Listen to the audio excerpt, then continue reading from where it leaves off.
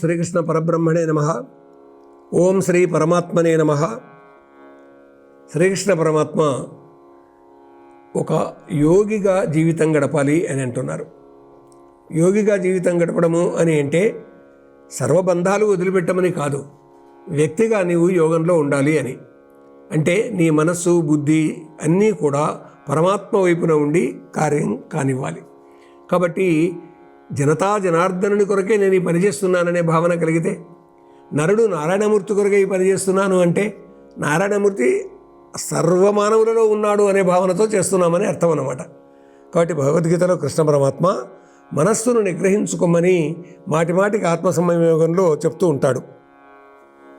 ఎలా ఉండాలి ఈ యోగిగా మనిషి తాను ఎలా ఉండాలి అని చెబుతూ ఏమంటాడంటే, యథా దీపో నివాతస్థో నేంగతే సోపమా స్మృత యోగినో యతచిత్తస్య యుంజతో యోగమాత్మనః.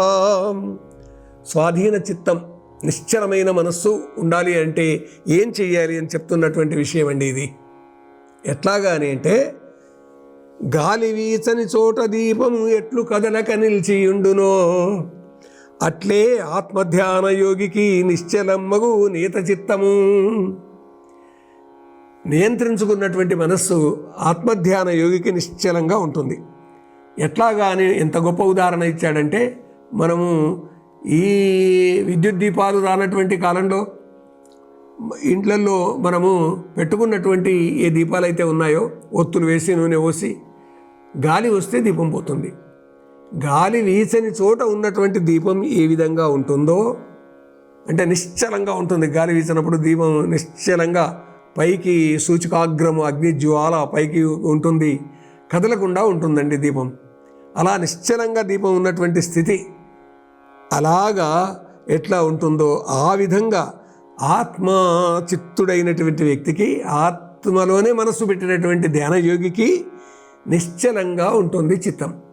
కాబట్టి ఆ నిశ్చలమైనటువంటి చిత్తాన్ని తాను పొందడానికి ఈ ఉదాహరణ ఇవ్వడం అనేటటువంటి జరిగింది. అంటే స్వాధీన చిత్తుడు కావాలి మనిషి, పరాధీన చిత్తుడు కావద్దు. అందుకొరకనే ఈ విధంగా ఇంత ఉదాహరణ నిత్య జీవితంలోని ఉదాహరణ ఇచ్చారు కృష్ణ పరమాత్మ. ఇక్కడ నిత్య జీవితంలోని ఉదాహరణ నిజానికి నిశ్చలంగా ఉండేటటువంటిది మన కళ్ళకు కనిపించేది ఏంటంటే అచలం. అచలం అంటే ఏంటి? పర్వతం. చలం అంటే ఏంటిది? కదిలేది. అచలం అంటే ఏంటిది? కదలంది. నిశ్చలంగా ఉండేది పర్వతం. పర్వతం ఉదాహరణగా ఇవ్వచ్చు కదా, కానీ ఇవ్వలేదు. ఎందుకొరకు అలా ఇవ్వలేదు? ఎంత సరళమైనటువంటి ఉదాహరణ ఉంటుందో అలాగా పర్వతంలాగా నీ మనస్సు ఉండాలి, నిశ్చలంగా ఉండాలి, అట్లాగా అచలంగా ఉండాలి అని అనకుండా గాలి వీస్తే దీపం కదులుతుంది. కోరికలు మనస్సులో నుంచి పుట్టుకొస్తే మనస్సు నిశ్చలంగా ఉండదు, మనస్సు చంచలమవుతుంది. చంచలం హి మన కృష్ణ అన్నటువంటి కృష్ణ పరమాత్మతో అర్జునుడు అన్నదే మొదటనే. కాబట్టి ఆ విధంగా మనస్సు నిశ్చంచలంగా ఉండాలి, అచలంగా ఉండాలి. గాలి వీచని చోట దీపం ఎట్లా ఉంటుందో అట్లా ఉండాలి అని చెప్తూ, యోగబద్ధిత చిత్తం ఎచ్చట పరమశాంతిని పొందుచుండునో ఎచట మనసుతో ఆత్మ చూచిన యోగి సంతసమందుచుండునో. యోగంలో ఉన్నటువంటి వ్యక్తి అంటే జీవాత్మను పరమాత్మతో లీనం చేసి ధ్యానంలో ఉన్నటువంటి వ్యక్తి యొక్క మనస్సు ఎట్లా ఉంటుందో ఆ విధంగా యోగి ఉండాలి. ఏది లభ్యంబైన ఇతరము గొప్ప లాభముగా తలంచడో ఎచట నిలిచిన తీవ్ర దుఃఖము వలన చరణము పొందకుండునో. కాబట్టి ఆ మనస్సు ఎట్లా ఉంటుంది అని అంటే, ఏది దొరికినా కానీ సంతుష్టితో ఉంటుంది. ఇంకా ఏదో కావాలి కావాలి అనేటటువంటి విధంగా కోరుకోడు. తనకు పని చేస్తాడు, ఫలితం కొంత వచ్చింది, అవతల వాళ్ళది నాకు రాలేదే అని అనుకున్నట్టయితే ఏమవుతుంది? మనసులో శాంతి ఉండదు, పైగా దురాలోచనలు వస్తాయి. కాబట్టి లభ్యమైన దానితో ఎవరైతే సంతృప్తి పొందుతారో అప్పుడు వాళ్ళ మనసు చలనం లేకుండా ఉంటుంది. అట్టి దుఃఖము కానీ, మరి దుఃఖం కొద్ది కలిగినా కానీ ఒక్కోసారి ఎట్లా ఉంటుంది? అట్టి దుఃఖము లేశమైనా లేని స్థితి ఏ యోగమెరుగుము, అట్టి యోగము కలత చెందని ధీర మనమున పొందదగినది. అట్టి యోగము కలత చెందని ధీర మనమున పొందదగినది. కాబట్టి నిశ్చలంగా దీపం చెలించకుండా ఎలాగైతే ఉంటుందో యోగ సిద్ధుడైనటువంటి మనిషి, యోగంలో ఉన్నటువంటి వ్యక్తి తాను నిశ్చలమైన మనస్సుతో ఉంటాడు. అది ఆత్మ వైపునే మనస్సును నిలుపుతాడు. ఆ ఆత్మ వైపున ఎప్పుడైతే మనస్సు నిలుపుతాడో ఆత్మ సాక్షాత్కారం వైపున మనస్సు ఉంటుంది, స్వాధీన చిత్తం అతనిలో ఉంటుంది, నిశ్చలమైనటువంటి మనస్సు ఉంటుంది. దాని కొరకని చెప్పేసి తన చిత్తాన్ని పరిపరి విధాల పరిగెత్తడం అనేటటువంటిది చేయకుండా దానిని నిగ్రహించుకొని తన మనస్సును ఆత్మవైపుగా పయనింప చేయాలి. లోకంలో ఒక ఆలోచన ఉంది, ఆత్మ కనిపించదు కదండి అని. అవును, ఇప్పుడు మనం చూస్తున్నటువంటి ఈ బల్బులు ఉన్నాయి, ఈ బల్బులు వెలుగుతున్నాయి. ఈ వెలిగేటటువంటి బల్బులో నుండి ఉన్నటువంటి కరెంటు వల్ల వెలుగుతుందని అర్థం. మనకు కరెంటు కనిపిస్తుందా? లేదు, బల్బు కనిపిస్తుంది.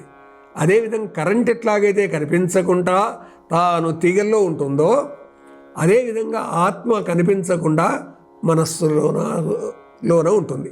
ఆ లోన ఉన్నటువంటి ఆత్మ వైపుగా మనస్సును పరిగెత్తించాలి, మనస్సును అట్లా ఆత్మలో నిలపాలి. ఎప్పుడైతే ఆత్మ వైపున మనస్సు నిలుపుతామో ఆత్మయే పరమాత్మ కాబట్టి పరమాత్మ వైపుగా ఈ జీవాత్మ పయనిస్తుంది. అంటే ఈ ఇండివిజువల్ సోల్, ఈ జీవాత్మ అనేటటువంటిది యూనివర్సల్ సోల్ విశ్వాత్మ వైపుగా పయనిస్తుంది. ఆ విశ్వాత్మ ఎక్కడుంది అని అంటే సృష్టి అంతటా ఉంది, నీలోనూ కూడా ఉంది. కాబట్టి నీలో ఉన్నటువంటి విశ్వాత్మ వైపుగా నీ మనస్సును నిలపాలి. అప్పుడు నీ మనస్సు నిశ్చలంగా ఉంటుంది. అది కదలని దీపంలాగా ఉంటుంది, గాలి వచ్చినా కదలని దీపంలాగా ఉంటుంది. కాబట్టి ఆ విధంగా నిశ్చలంగా కదలని దీపంలాగా నీ మనస్సు ఉన్నట్టయితే ప్రశాంత స్థితి ఏర్పడుతుంది. నీవు యుద్ధం చేసినా ఇంకా ఏ పని చేసినా కానీ నీలో చలనం అనేటటువంటిది ఉండదు, రాగద్వేషాలకు అతీతంగా ఉంటావు అని కృష్ణ పరమాత్మ బోధిస్తూ ఆత్మశాంతియే అన్నింటికంటే ముఖ్యం అని తాను కరాఖండిగా చెప్తున్నాడండి నరునితో నారాయణమూర్తి. ఓం యత్ర యోగేశ్వర కృష్ణో యత్ర పార్థో ధనుర్ధరః తత్ర శ్రీ విజయో భూతి ధ్రువా నీతిర్మతిర్మమ. స్వతంత్ర భక్తి యూట్యూబ్ ఛానల్ ని సపోర్ట్ చేయండి. మీకు ఈ వీడియో నచ్చితే లైక్ చేయండి, మీ స్నేహితులకు శ్రేయాభిలాషులకు షేర్ చేయండి, మీ అభిప్రాయాలను కామెంట్ చేయండి, సబ్స్క్రైబ్ చేయడం మాత్రం మర్చిపోకండి.